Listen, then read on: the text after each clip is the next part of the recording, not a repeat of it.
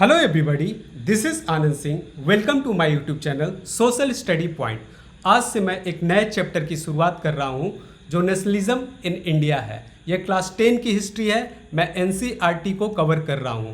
जो first part है हमारा इंट्रोडक्टरी, इसमें मैं नेशनलिज्म के बारे में बताऊंगा और इस चैप्टर में और आगे क्या क्या पढ़ना है वो भी मैं डिस्कस करूँगा।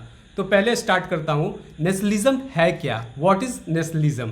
तो नेशनलिज्म एक ऐसी आइडियोलॉजी और पॉलिटिकल मूवमेंट है जो इस भावना पर आधारित है कि समान भाषा, संस्कृति और इतिहास को साझा करने वाले के समूह को एक स्वतंत्र राष्ट्र बनाने और स्वशासन करने का अधिकार है। यही है nationalism.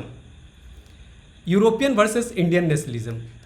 Modern nationalism in Europe was marked by the formation of nation state and shift in identity through new symbols, icons and songs. In India and other colonies like Vietnam, the growth of modern nationalism is directly tied to the anti-colonial movement.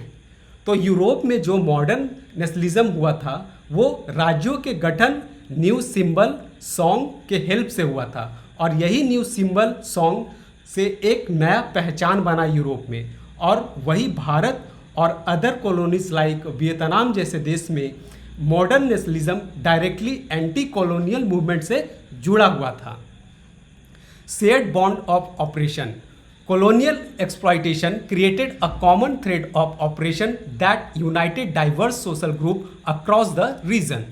इसमें यह बोला गया है कि colonial exploitation से पैदा हुआ उत्पीड़न के एहसास ने सोसाइटी को जो अलग अलग ग्रुप थे उसे एक साथ बांधने का काम किया। थर्ड है हमारा varied perspective and experiences. Different classes and social groups experienced colonialism in distinct way, leading to varied expectation and definition of freedom. तो इसमें यह बोला गया है कि प्रत्येक वर्ग और सोशल ग्रुप पर कॉलोनिज्म शासन का असर अलग अलग था और उनके लिए फ्रीडम के जो मायने थे वो भी अलग था। Role of Indian National Congress. Under the leadership of Mahatma Gandhi, the Congress sought to bring this diverse group together under a unified movement. Through forging this unity involved resolving internal conflicts. इसमें यह बोला गया है कि under the leadership of Mahatma Gandhi, Congress ने इस अलग अलग ग्रुप को एक साथ मूवमेंट में जोड़ने का प्रयास किया, लेकिन यह एकता बिना टकराव के संभव नहीं हुआ। What we are going to study in this chapter? हम लोग इस चैप्टर में क्या क्या पढ़ेंगे?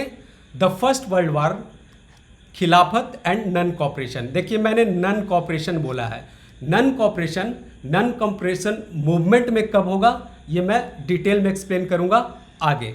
The idea of satyagraha, the Rowlatt act, non cooperation in detail में हम लोग समझेंगे। Differing stand within the movement of town में किस तरह मूवमेंट हुआ, किन लोगों ने पार्टिसिपेट किया। रिबेलियन इन कंट्री साइड में जो रेबेल लोग थे उनका क्या असर था। स्वराज इन प्लांटेशन में स्वराज का क्या मतलब था।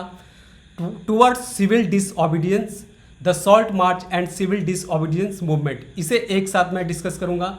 How participant saw the movement, जो पार्टिसिपेंट थे वो मूवमेंट को किस तरह देख रहे थे। The limit of disobedience, limitation क्या था सिविल डिसओबीडियंस का। The sense of collective belonging, फिर कंक्लूजन में बताऊंगा और लास्ट में थोड़ा सा छोटा सा टॉपिक है क्विट इंडिया मूवमेंट, ये भी मैं डिस्कस करूंगा। तो आई होप ये लेक्चर आपको अच्छा लगा हो। Please do like and subscribe my channel. Thank you.